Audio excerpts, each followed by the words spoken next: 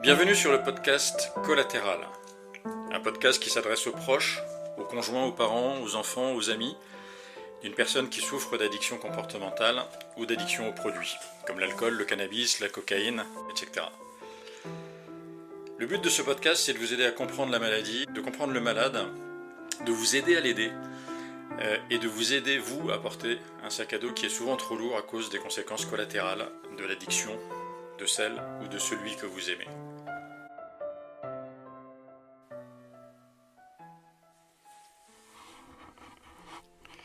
Bonjour à toutes et tous. Le podcast d'aujourd'hui va porter sur la culture de l'alcool dans notre pays.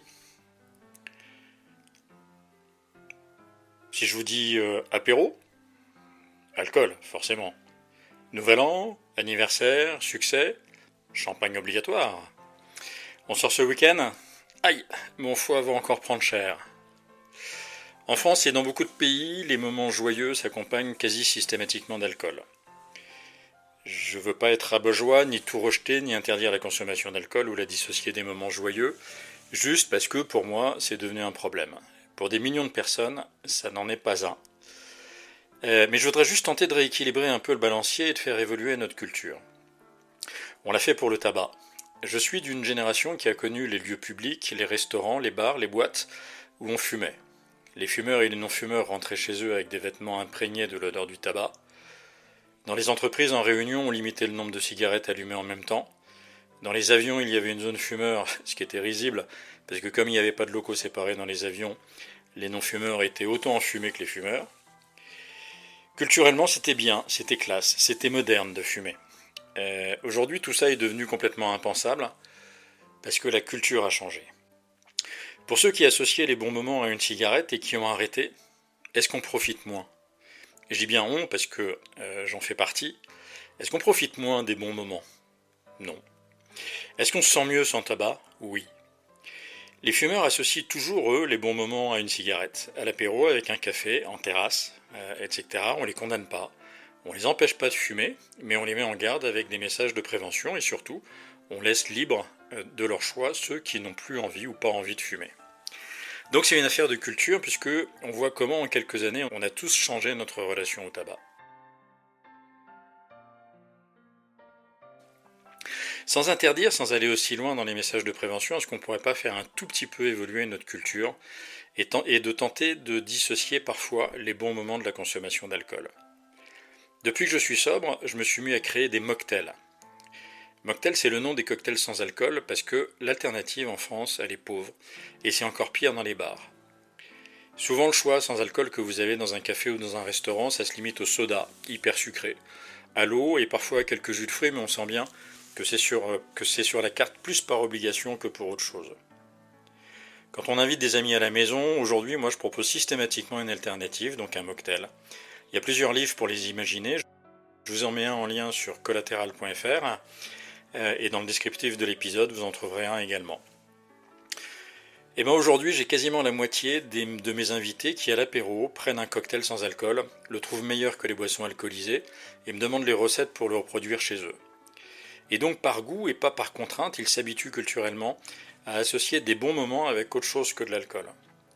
Le phénomène démarre, il commence à y avoir des boutiques spécialisées en boissons sans alcool, des comptes sur les réseaux sociaux qui cartonnent et qui imaginent des recettes. Allez voir le Sobrelier par exemple. C'est top et ces recettes commencent à être proposées dans les restaurants gastronomiques. Et donc oui, on peut s'amuser et passer d'excellents moments entre amis en buvant autre chose que de l'alcool. Encore une fois, c'est juste une question de culture.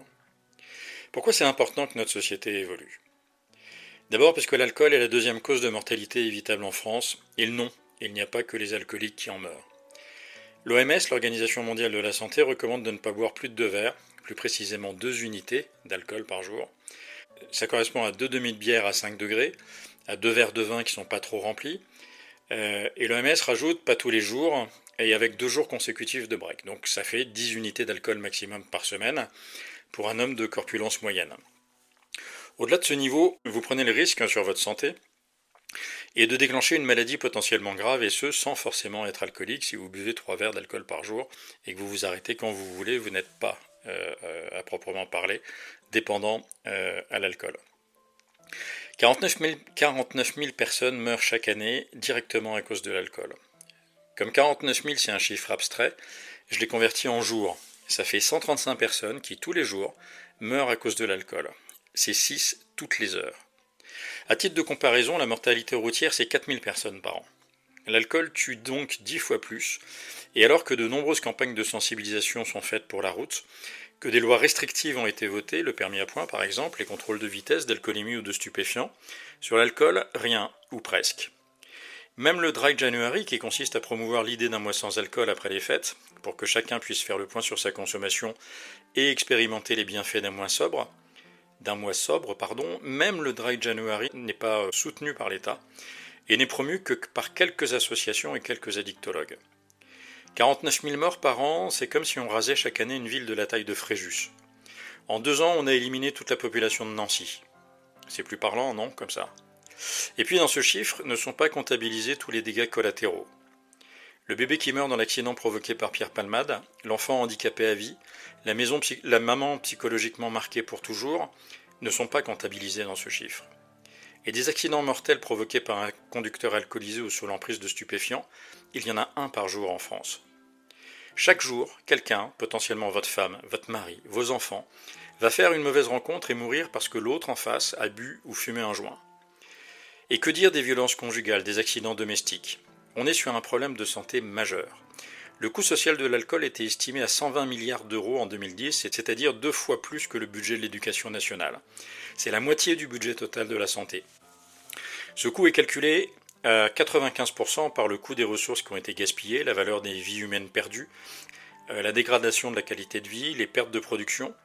Et pour ceux qui pensent que les pouvoirs publics ne font rien ou presque pour résoudre le problème parce que les taxes sur l'alcool rapportent beaucoup d'argent, sachez qu'elles représentaient 3 milliards d'euros en 2010, donc bien loin des 120 milliards que ça a coûté.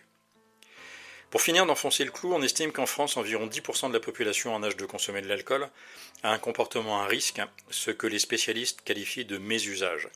Un mésusage, c'est l'utilisation intentionnelle et inappropriée d'un médicament ou d'un produit non conforme aux recommandations de bonne pratique, les fameuses consignes de l'OMS que je vous ai données tout à l'heure.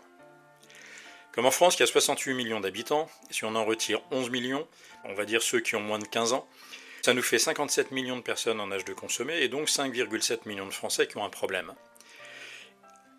Et 5,7 millions de personnes qui ont un problème, ça fait l'intégralité de la population de Lyon, plus l'intégralité de la population de Marseille.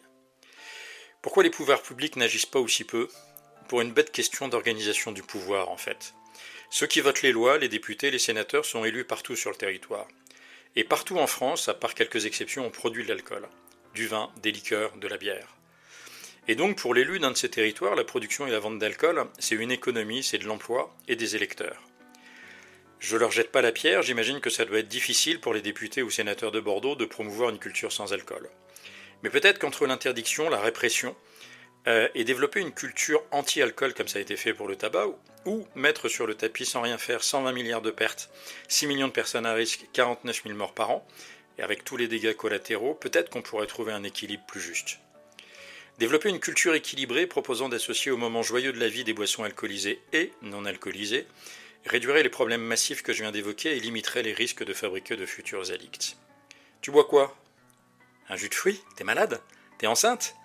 Allez, goûte-moi ça, mais lâche-toi. Non, lui, il sait pas s'amuser. Elle est triste en soirée. On a tous entendu ces phrases. Mais pourquoi, dans ce pays, on met la pression aux gens qui n'ont pas envie de boire, voire pas envie de se déchirer en 2 heures, comme le font beaucoup de jeunes qui ont adopté la mode du binge drinking? On ne sait pas bien comment démarrent les addictions chez les addicts. En dehors de quelques drogues, le crack notamment, qui rendent dépendants à quelques prises, pour l'alcool et le cannabis, le process est plus lent et probablement qu'il se construit au fur et à mesure des expériences et du temps. Au début, comme plein d'autres, je pouvais facilement m'arrêter de boire pendant plusieurs mois, ou simplement plusieurs jours de suite sans y penser. Qu'est-ce qui serait passé si je n'avais pas été sursollicité dans mes jobs? Un commercial, ça buvait forcément à mon époque, et par notre culture. Pour moi, c'est trop tard, mais pour beaucoup d'autres, qui ne sont pas encore dépendants mais dont le cerveau présente une fragilité aux addictions, peut-être que développer une culture alternative leur évitera de plonger, de souffrir, et de faire souffrir leurs proches. Pour tout vous dire, cette pression sociale, ça a été le sujet le plus compliqué de mon chemin. Quand votre patron vous tend automatiquement une coupe de champagne à la fin de l'année, vous ne savez pas comment la refuser sans générer de questions auxquelles vous n'avez pas envie de répondre. Quand vos potes qui vous connaissaient avant vous disent allez Christian, maintenant un verre de blanc ça va pas te faire de mal, goûte-moi ce viré clessé. C'est dur de dire non parce que c'est bon le viré clessé et parce que quelque part vous vous sentez exclu du moment partagé en refusant ce verre. Mais comme pour la culture alcoolique de notre pays, ces freins, ces peurs, cette envie ne sont que des idées. Aujourd'hui, je refuse sans problème un verre d'alcool de façon suffisamment ferme pour qu'on n'insiste pas, et avec le sourire pour que ça n'agresse personne. Soyez sympa. Quand on vous dit non merci, je préfère boire autre chose que de l'alcool, proposez autre chose sans poser de questions. Un allergique au gluten, vous n'allez pas lui dire allez, goûte-moi cette bonne pizza. Quelqu'un qui n'aime pas le fromage ou les endives ou le choucal, c'est pas bon le choucal. Vous le notez dans votre tête et vous lui en proposez plus. Alors pourquoi vous le faites avec l'alcool? Soyez encore plus sympa et mettez-vous au mocktail. Vous verrez qu'on s'y fait très bien, et que quand vous proposez un autre choix, il est assez vite adopté. Vous vivrez des soirées aussi sympas qu'avant, et même peut-être plus, parce que vous vous souviendrez de tout, que le lendemain vous n'aurez pas de gueule de bois, que vous serez un super pote de vos amis parce que vous les ramènerez, et parce que vous lancerez le mouvement du départ quand les conversations deviennent plus intéressantes, et que ça fait la 3e fois que Pierre ou Paul vous racontent la même chose. Allez, une petite recette de mocktail pour finir, vous la retrouverez dans la description du podcast et dans le livre, en lien sur la description et sur collatéral.fr. Ça s'appelle Simple Délice, et comme son nom l'indique, c'est simple, et c'est un délice. Dans un shaker rempli de glace, vous déposez pour un verre, une cuillère à café de moutarde à l'ancienne, oui, de la moutarde à l'ancienne, 15 centilitres de jus de pamplemousse, 7 centilitres de jus de pomme, vous secouez énergiquement, vous versez sans filtrer, et vous verrez, vraiment, c'est un délice. Je vous souhaite une bonne journée, une bonne soirée, une bonne nuit, je ne sais pas à quelle heure vous m'écoutez. Et vive les boissons sans alcool, et pour ceux qui ne sont pas addicts, les boissons alcoolisées, de qualité, à consommer avec modération.